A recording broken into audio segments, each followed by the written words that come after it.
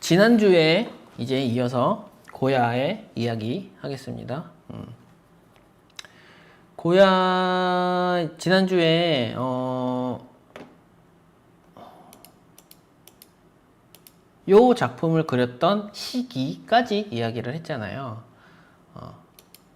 그런데 지금 보이는 이 작품은 사실은 조금 먼저예요. 그러니까 이 작품은 1807년에 완성이 됐다고 하고, 이 작품은 1807년에 완성이 됐다고 하고요. 이 작품은 1797년에 완성된 아주 유명한 작품이죠. 이성이 잠들면 괴물이 깨어난다. 아니면 뭐 그런 거죠. 이건 너무나 유명한 작품이잖아요. 고야의 판화 작품. 그리고 이성이 잠들면 괴물이 깨어난다라는 제목과 함께 너무 잘 표현했어요. 이거 몇백 년 전이야. 한 230년 가까이 된 작품인데 너무 잘 표현을 했잖아요. 그런데 이때 이 작품을 하기 전에 그러니까 1792년에서 1793년 사이에 고야가 알 수 없는 병으로 인해서 청각을 잃어요. 청각을. 그러니까 어떻게 보면 다행이라고 할 수 있죠. 만약에 음악가였는데 청각을 잃으면 큰일 나잖아요. 그런데 고야는 미술 작가인데 시각을 잃은 게 아니라 청각을 잃어서, 저는 이제 그나마 다행이다라고 얘기하는 거예요. 이게 다행은 아니죠. 청각을 잃게 되면서 고야의 작품의 톤이 바뀌게 됐어요. 이거는 저는 이제 이거를 보면서 많은 생각을 했어요. 만약에 나였다면 나는 어떻게 변할까? 그러니까 한번 생각을 한번 해보세요. 그냥 우리가 잘 지내고 있는데 갑자기 병에 의해서 아무것도 들리지 않는다. 그러니까 상상이 잘 안 되거든요. 그거를 상상하려면 제가 생각했을 때는 그 요즘에 노이즈 캔슬링 이어폰 있잖아요. 노이즈 캔슬링 이어폰을 죽을 때까지 항상 끼고 있는 거잖아요. 24시간은 매일매일. 그러니까 뭐 집중하거나 뭐 이럴 때 노이즈 캔슬링 이어폰을 끼면 그 상황이 고요해지면서 되게 좋잖아요. 근데 그것도 잠깐이지. 그게 언제나 그렇다 그러면 힘들 거 아니에요. 그래서 얼마나 힘들었을까 약간 이런 생각을 했어요. 그래서 고야의 성격이 조금 많이 위축되고 내성적으로 변하게 됐대요. 이건 너무 당연할 것 같아요. 좀 안타깝긴 하죠. 그러면서 그런 상황이 되면서 이제 약간 고야의 예전 작품들은 이제 저희가 지난 시간에 많이 봤잖아요. 아무래도 왕정화가이고 하다 보니까 왕의 초상화를 그리고 뭐 귀족의 초상화를 그리고 이런 느낌의 화가였는데, 이 청각을 잃고 나서부터 우리가 알고 있는 요런 작품들 또는 요런 작품들이 나오기 시작해요. 그러니까 고야라는 개인으로 봤을 때는 정말 안타까운 상황인 거죠. 그런데 미술을 공부하는 사람으로서 아니면 미술 작가로서 정말 이기적이게 생각을 한다면 어떻게 보면 고야의 이런 상황 때문에 훌륭한 작품이 나왔다라고 결과론적으로도 얘기할 수 있거든요. 이건 진짜 어떻게 보면 못된 생각일 수 있어. 못된 생각일 수 있는데 결론적으로 봤을 때 그렇게 돼버렸어요. 그래서 고야가 단순히 요런 그림이나 요런 그림, 요런 그림, 요런 초상화, 요런 것만 그렸다면 저는 지금과 같은 평가를 받지는 못했을 거라고 생각을 해요. 고야가. 그런데 요런 작품, 요런 작품, 요런 작품을 그렸기 때문에 고야가 지금의 고야로 평가를 받는 거죠. 근데 그 사건이 청각을 잃게 된 후부터 그렇게 됐어요. 그러면서 고야 같은 경우는 요거는 파나 시리즈거든요. 파나 시리즈인데 뭐 설명에 의하면 문명화된 사회에서 발견할 수 있는 무수한 허약함, 어리석음, 그리고 관습, 무지, 이기심이 일상화된 일반적인 편견과 기만적인 관행을 묘사한 80여 작품의 카프리초스 파나를 발표했습니다. 라고 설명이 나와 있어요. 그러니까 여기서 또 되게 재밌는 게 지금 우리가 21세기에 살고 있는 우리들은 옛날을 문명사회라고 볼 수 있기도 하지만 또 그렇지 않다고도 볼 수 있잖아요. 근데 18세기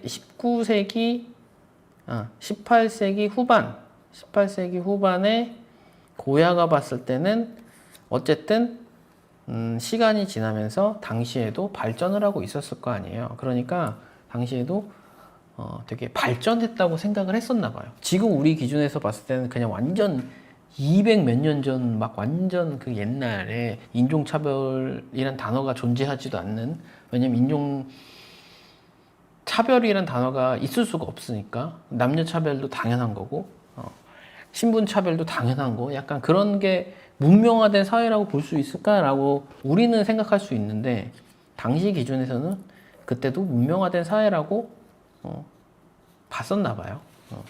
근데 허약함, 어리석음, 쓸데없는 관습, 무지, 이기심, 기만, 편견, 이거 지금 제가 말씀드린 단어를 한번 가만히 생각해 보세요. 1799년이나 2024년이나 똑같아요. 지금 우리가 이 고야 이야기 하기 전에 이야기했던 연예인들 사건들, 음주운전을 한 거 어리석죠. 그 다음에 강영욱의 논란, 아직 뭐 중립기여를 박는다 하지만 이기심, 그 다음에 어떻게 보면 기만적인 상황, 그리고 제가 말했던 뭐 트로트 가수의 관상, 양아치상, 이것도 어떻게 보면 편견이잖아요.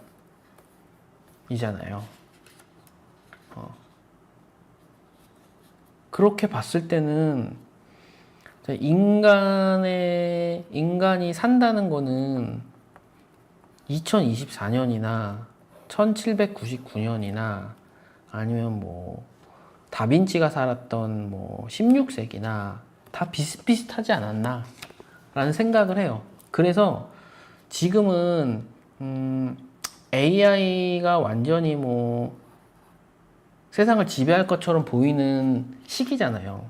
그리고 저는 지금은 정말로 너무나 엄청나게 빠르게 변하고 있는 그 중심에 우리가 살고 있거든요. 아마 인류 사상 이렇게 빠르게 변화를 겪은 인류는 지금 우리 시대일 거예요, 지금. 왜냐면 지금까지는 되게 변화가 천천히 이루어졌으니까. 그나마 조금 빠르다고 생각할 수 있는 게 어떻게 보면 19세기 중반에 산업혁명이 일어나면서 세상이 급속도로 발전을 했다고 이야기를 하잖아요. 그런데 저는 인터넷이 대중화가 되고 스마트폰이 대중화가 되고 이게 어떻게 보면 지금 AI 시대가 다가오는 전초전이라고 생각을 하거든요. 인터넷이 나왔을 때 정말 세상이 너무 많이 변했다라고까지는 저는 사실 못 느꼈어요. 인터넷 나왔을 때는. 왜냐면 뭐 PC 통신 이거부터 되게 약간 서서히 변한 느낌이 있었거든요. 그런데 스마트폰이 나오면서 우와, 세상은 이제 변하기 시작하는구나. 막 이런 것 때문에 제가 이제 스마트폰에 좀 관심이 많았던 것 같아요. 스마트폰의 기능 뭐 등등등등. 그런데 지금 제가 지난 시간에도 말씀드렸지만 스마트폰이 되게 좋기는 하지만 가만히 생각해 보면 10년 동안 카메라 되게 더 좋아졌고요. 뭐, 뭐 특별히 없어요. 10년이나 지났는데 뭐 10년 전 2014년 아이폰 5S 뭐 아이폰 6 뭐 이런 거 나왔을 때 그때랑 지금이랑 생각보다 큰 차이 없어요. 카메라만 엄청나게 커졌지. 그런데 2014년, 2024년 올해죠. 그리고 2034년은 제가 단언을 하는데 지난 10년보다 앞으로의 10년은 정말 말도 안 되게 변할 거라고 저는 생각을 해요. 2034년이면 저는 나이가 엄청 많이 먹겠네요. 환갑이 다가오는 나이네요. 어쨌든 그 고야를 통해서 이제 우리의 삶을 조금 생각을 해볼 수 있다. 그래서 저는 이제 역사라든지 미술사를 공부하는 게 되게 재미도 있고, 특히 이제 미술 작가를 하거나 미술에 관련된 일을 하는 친구들, 대학생들, 미대생들은 미술사를 정말로 공부를 많이 해야 된다라고 생각을 해요. 미술사를 공부하면 조금 예측을 할 수 있다고 저는 생각을 하거든요. 그런 의미에서 저는 제가 지금 테이크아트에서 미술사 이야기를 하는 거에 대해서 개인적으로도 도움이 많이 된다고 생각을 해요. 어쨌든 이 작품 고야가 청각을 읽기 시작하면서 나오게 된 이 작품을 이야기하면서 또 이제 이야기가 뭐 여러 가지로 이제 뭐 뿌리를 뻗었네요. 어쨌든 요 작품 같은 경우는 왕정화가인 고야 요 작품도 의뢰를 받아서 그린 거예요. 하지만 요 작품은 의뢰를 받지 않고 고야가 어떤 개인적인 개인적으로 미술 작가의 뭐 개인적으로 하고 싶은 이야기를 이렇게 판화로 표현을 한 것 같아요. 그런 맥락에서 유화로 그리지 않고 의도적으로 판화로 그린 것 같아요. 판화라는 매체를 이용해서 그림 표현을 한 것 같아요. 그리고 나서 이제 요런 작품들에서 이거는 좀 한참 나중에 그린 작품이기는 하지만 블랙 페인팅이라고 불리는 요런 시리즈, 그 다음에 요런 시리즈, 요런 시리즈가 나오게 된 원인의 요런 작품이다 라고 볼 수 있어요. 그리고 이제 요런 왕정 화가를 계속하면서 요런 작품들을 계속하면서 왕정 화가는 당연히 했죠. 그런데 스페인이라는 나라에 큰 일이 하나 생겨요. 그게 반도 전쟁이라고 페닌슐라 워라고 하죠. 1808년에서 1814년 사이에 프랑스가 스페인을 이제 침공을 하죠. 결론적으로 봤을 때. 근데 가만히 생각해 보세요. 우리가 다비드 이야기 했을 때 이 시기를 생각해 보면 이때 프랑스를 누가 지배했냐? 나폴레옹이 지배했었거든요. 나폴레옹이. 그래서 나폴레옹이 스페인까지 간 거예요. 그때 이제 고야를 좋아했던 샤를 4세. 샤를 4세가 제가 이제 나중에 작품 이야기할 때 조금 자세히 이야기하겠지만 샤를 4세가 당시에 유럽에서 평가가 형편이 없었어요. 형편이 없었기 때문에 나폴레옹이 좀 만만하게 본 거죠. 만만하게 봐가지고 자세한 이야기는 제가 작품 이야기할 때 하겠지만 요 작품 이야기할 때 제가 이야기하겠지만 만만하게 보고 전쟁을 일으켜요. 그래서 결국 샤를 4세는 왕권에서 물러날 수밖에 없는 상황이 펼쳐졌고요. 그 다음에 나폴레옹의 동생인 조셉 보나파르트가 이제 스페인을 당분간 지배를 해요. 당분간 지배를 해서 그때 이제 왕정화가였기 때문에 어쩔 수 없이 고야는 나폴레옹의 동생의 명령을 따를 수밖에 없었죠. 그리고 나서 다행히 스페인 입장에서 다행히 1814년에 샤를 4세의 아들인 페르디난드 7세가 다시 스페인의 왕으로 복귀를 해요. 복귀를 하는데 페르디난드 7세 입장에서는 고야가 나폴레옹의 동생의 명령을 따랐다는 그 행위 때문에 고야를 좋아하지 않았대요. 그래서 실제로 여전히 하기는 했지만 그동안과 다르게 페르디난드 7세의 초상화는 한 번도 그리지 않았대요. 그리지 않았다기보다는 못 그렸다라는 표현이 맞겠죠. 그랬다고 하더라고요. 그리고 나서 이제 전쟁을 통해서 아까 말씀드렸던 뭐 인간의 사악함이라든지 등등 이런 것들에 되게 힘들어서 이런 작품을 만들었잖아요. 인간의 이기심, 뭐 기만, 어리석음, 허약함 등등. 그런데 그런 생각을 한참 갖고 있는 상황에서 전쟁이 일어났고 사람들이 많이 죽다 보니까 요런 파나 시리즈를 다시 만들기 시작해요. 요 파나 시리즈는 이제 전쟁의 재앙이라는 타이틀로 만들어진 파나 시리즈예요. 이 시리즈 같은 경우는 그전에는 인간의 내면 뭐 등등에 관한 어떻게 보면 좀 철학적이라고도 할 수 있는 판화를 만들었다면 이때는 전쟁 이후에 인간이 얼마나 사악해질 수 있나 이런 것들을 표현한 작품 시리즈예요. 전쟁이 뭐 계속 됐으니까. 그리고 스페인은 당시에 저도 몰랐었는데 프랑스의 지배를 한동안 많이 받고 있었기 때문에 페르디난드 7세가 다시 왕권에 복귀하는 게 나라를 되찾았다라고 할 정도로 스페인 사람들이 좋아했다고 하더라고요. 그래서 이런 시리즈를 만들었고, 하지만 아까도 말씀드렸다시피 왕이 고야를 이제 좋아하지 않고, 그리고 당시 고야는 이제 나이도 많아지기 시작했고, 고야가 1746년생이기 때문에 이제 1800년대가 되면 이제 거의 60대 할아버지가 됐죠. 지금도 60대면 이제 뭐 은퇴하는데 200년 전에는 당연히 뭐 은퇴를 해야 될 나이잖아요.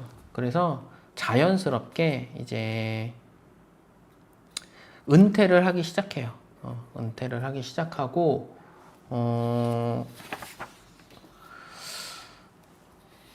1800년대 후반, 아니 1810년대 후반에 은퇴를 그냥 하고요. 은퇴를 하고 이제 왕정화가라는 자리에서 물러나서 마드리드 외곽에 있는 농가에 가서 집 하나를 사고 거기서 오랫동안 머물러요. 그런데 그 산 집이 우연히도 정말 우연히도 청각 장애인이 소유했던 집이었나 봐요. 그리고 그 집 이름이 라 퀸타 델 소르도. 이걸 해석하면 청각 장애인의 집이래요. 그 집에서 이제 아까 보여드렸던 요 블랙 페인팅 시리즈를 그리기 시작해요. 블랙 페인팅. 그래서 요 작품 같은 경우는 지금은 캔버스에 있고 캔버스에 그려진 것처럼 보이고 그 다음에 프라도 미술관에 소장이 돼 있어요. 그런데 사실은 이 그림은 방금 제가 말씀드린 라 퀸타 델 소르도라는 집에 벽화로 그려진 거를 나중에 그걸 띄어가지고 복원을 한 거예요. 이 작품은 요것도 마찬가지고 복원을 한 작품이에요.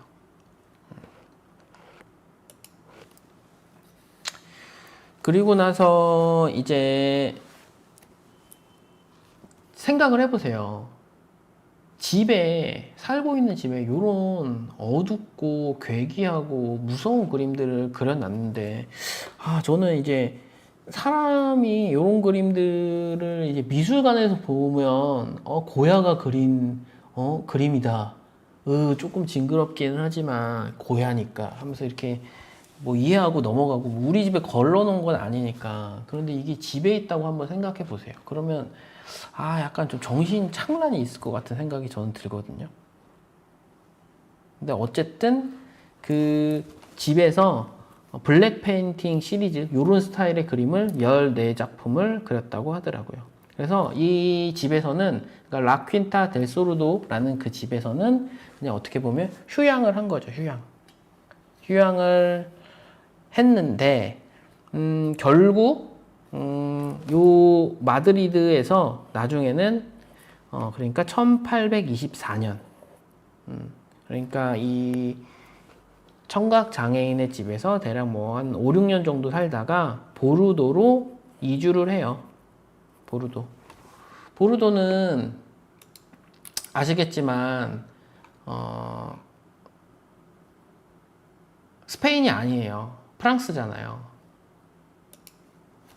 그래서 당시 1824년에 프랑스는 신고전주의와 낭만주의가 동시에 존재했던 그런 시기였어요. 그런 시기였고 여기서도 이제 그림을 그리죠. 여기서도 그림을 그리는데 보르도에 가서는 이제 요런 그림을 그려요. 뭔가 예전에 그렸던 요런 초성화랑은 조금 느낌이 다르고 그나마 고야치고는 밝지 않나 라는 저는 생각을 해봐요. 아무래도 조금 편안하게 이제 보르도에 살면서 이런 그림을 초상화를 그린 것 같아요. 그리고 요 보르도에서는 그러니까 고야를 돌봐주던 뭐 하녀라고 하기엔 좀 그렇고 돌봐주는 집사라고 하기도 좀 그렇고 어떤 그런 여자와 함께 살아요. 그 여자는 그 여자와 함께 살고 나이 차이가 조금 많이 나는데 이 여자가 그 고야랑 함께 살았던 여자를 그린 거라고 알려져 있어요. 그래서 실질적으로는 아내는 이제 죽었지만 아내가 죽고 나서 요 젊은 여자랑 같이 살고 이 젊은 여자가 사실은 다른 남자랑 살다가 이혼을 하고 애가 있었는데 그 아이랑 고야랑 같이 살았죠. 같이 살았는데 알려지기에는 이 여자가 원래 고야의 아내인 호세파 바에우랑 굉장히 외모적으로 닮았다고 알려져 있어요. 그러니까 고야의 여성 취향도 일반적이지 않나. 약간 이런 생각도 해보면서 어쨌든 그리고 한간에는 이 로사리오가 아니죠. 이 여자가 바이스 뭐라고 읽어야 될지 모르겠는데 어쨌든 와이스라고 하는 사람의 딸이 있는데 그게 사실은 고야의 딸이다. 뭐 이런 소문도 있대요. 그런 소문. 근데 이거는 진짜인지 아닌지 확실히 알려진 거는 없다고 알려져 있고요. 그리고 나서 한 몇 년 동안은 보르도에서 같이 이 여자랑 살다가 결국 1828년에 사망을 하게 됐죠. 고야 같은 경우는 아까 말씀드렸다시피 1746년에 태어났고 1828년에 죽었으니까 몇 살을 산 거야? 82세. 오래 살았어요. 지금도 82세면 뭐 괜찮은 나이잖아요. 지금 뭐 90대까지 다들 사신다고 하지만 어쨌든 80대 돌아가셔도 뭐 나쁘지 않다. 약간 이렇게 보잖아요. 근데 200년 전 사람인데 82세에 돌아가셨으면 뭐 호상이죠. 호상으로 이제 1828년에 돌아가셨어요. 그런데 마지막에 재미난 거는 이 여자가 고야가 죽고 나서 좀 화가 났어요. 왜냐면 고야의 유언장에 이제 뭐 자신의 아들이라든지 등등의 이제 재산을 물려줄 거 아니에요. 그런데 이 여자는 당연히 말년에 같이 살았으니까 재산을 자기한테도 물려줄 거라고 생각을 했는데 고야의 유언장을 나중에 보니까 이 여자한테 단 하나, 그러니까 유언장이 이렇게 쭉 길면 이 여자에 대한 언급조차가 없었대요. 그래가지고 너무 화가 나가지고 고야의 친구들한테 내가 고야를 이렇게 죽을 때까지 데리고 살았는데 나도 이제 뭐 재산 좀 받아야 되지 않냐 이런 불만을 해가지고 고야 친구들한테 편지를 보내면서 이제 호응을 얻으려고 했나 봐요. 그런데 문제는 제가 고야가 82세에 죽었다고 했잖아요. 고야의 친구들 중에 상당수는 이미 죽었대요. 아니면 완전 꼬부랑 노인. 지금도 80대면 많이 노인이신데 200년 전 80대면 얼마나 노인이겠어요. 그래서 아무도 답장을 보내지 않았대요. 그래서 결국 돈이 없어가지고 임대 숙소로 이사할 수밖에 없었는데 뭐 아까 보여드렸던 요 파나 있죠. 요 파나 말고 요 파나 카프리초 이 시리즈의 사본을 받았대요. 그런데 이게 어떻게 보면 유일하게 고야한테 받은 건데 요거의 파나가 아니라 요 시리즈예요.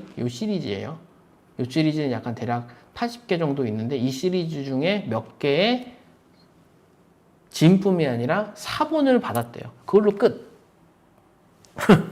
그러니까 되게 좀 어떻게 보면 이 여자 입장에선 좀 열받을 수도 있겠죠.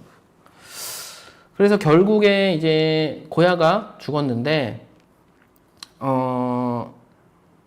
스페인 영사는 보르도에 있다고 했잖아요. 스페인 영사가 즉시 고야가 죽고 나서 마드리드에 있는 상관한테 알렸고 마드리드, 그러니까 스페인에서는 고야의 머리가 있든 없던 간에 고야의 시신은 무조건 스페인으로 와야 된다라고 했대요. 그래서 고야의 시신은 나중에 마드리드에 있는 레알 에르미타 데 산 안토니오 데 라 플로리다라는 곳에 묻혔다고 하더라고요. 그래서 뭐 고야 같은 경우는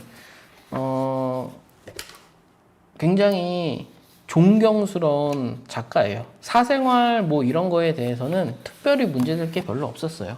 그런데 이제 고야라는 작가 입장에서 봤을 때 사실은 청각을 잃은 게 가장 큰 전환점 이런 게 됐죠.